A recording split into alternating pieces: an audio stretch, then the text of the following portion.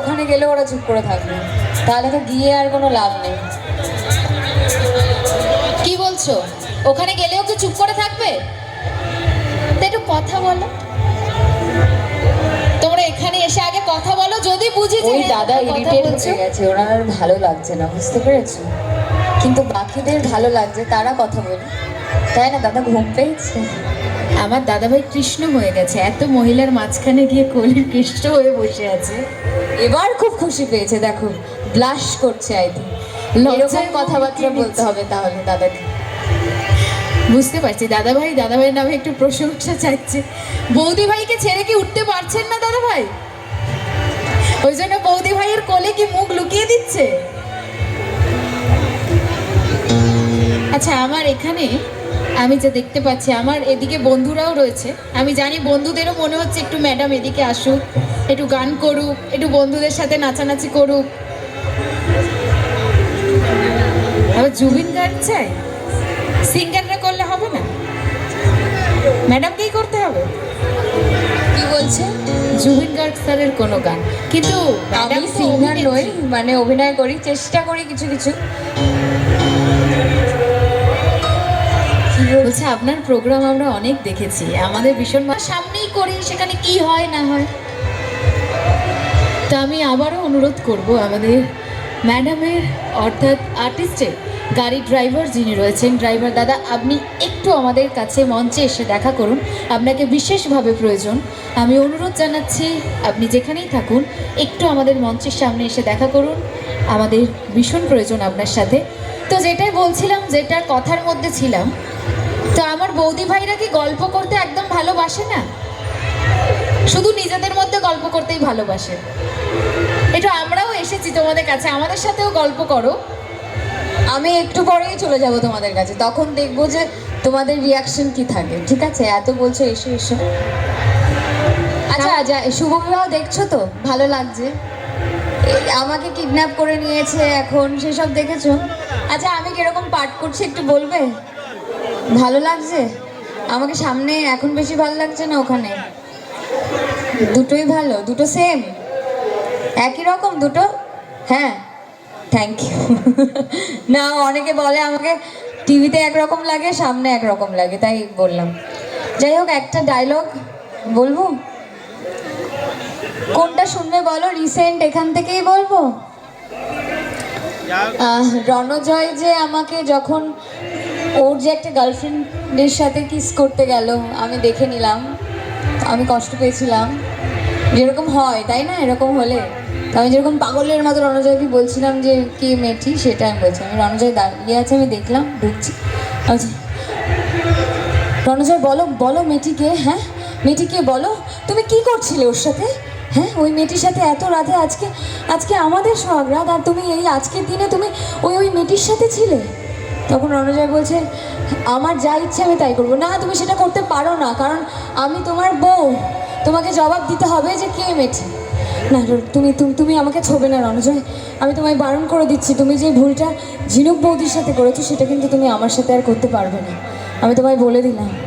আমি আমি আমি এক্ষুনি দাদাভাইকে ফোন করছি, আমি দাদাভাইকে সবটা বলে দেবো। Thank you so much.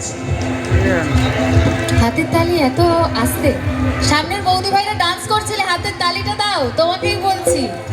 শুধু অন্যদিকে তাকালে হবে না, যেই বোঝে যে দিদি আমার বৌদি ভাইদের সাথে একটু কথা বলবো, সাথে সাথে চোখটা অন্যদিকে চলে যায়, যেন আমাকে আনসার দিতে না হয়। দাদা ভাই জিন্দাবাদ, জোরদার একটা হাতের তালি হোক তো। একদম, thank you thank you thank you so much.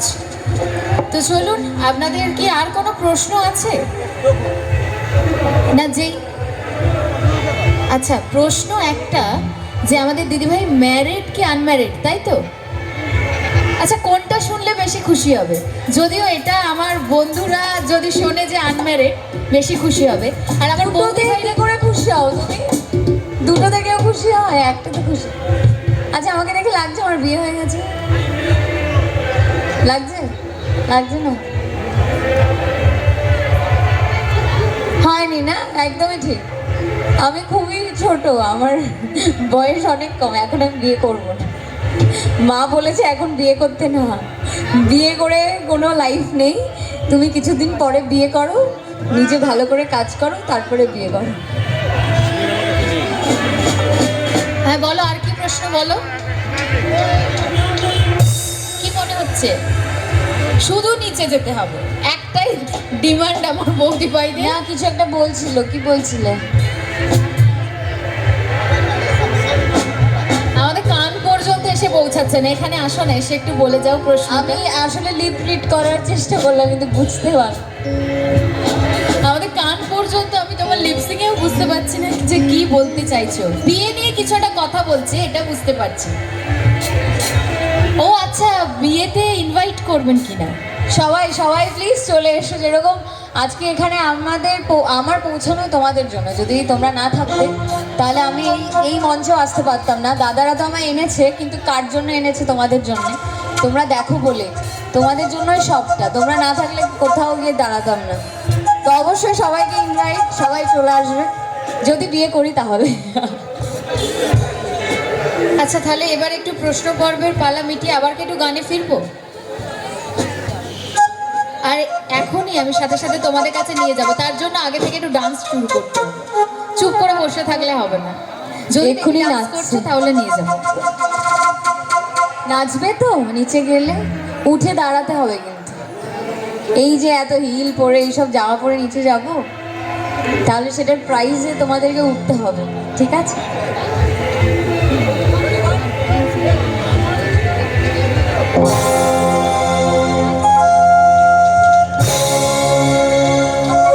উঠে দাঁড়াও তো দেখি, নিয়ে যাবো। একটু হাত তুলো একসাথে।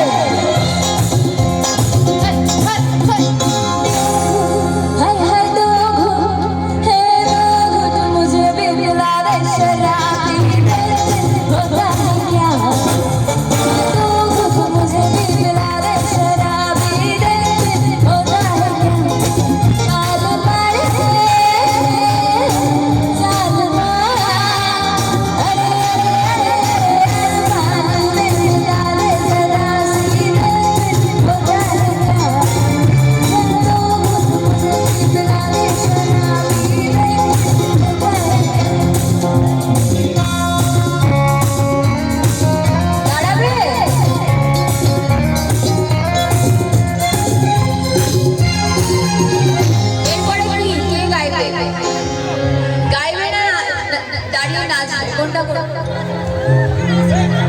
অর্পিতা সরকার। কি করবো? নাচবে তো? তাহলে কি আমরা আবার ওপরে চলে যাব? বসে বসে বসে তো এত এনার্জেটিক লাগছে। এরপরে কি?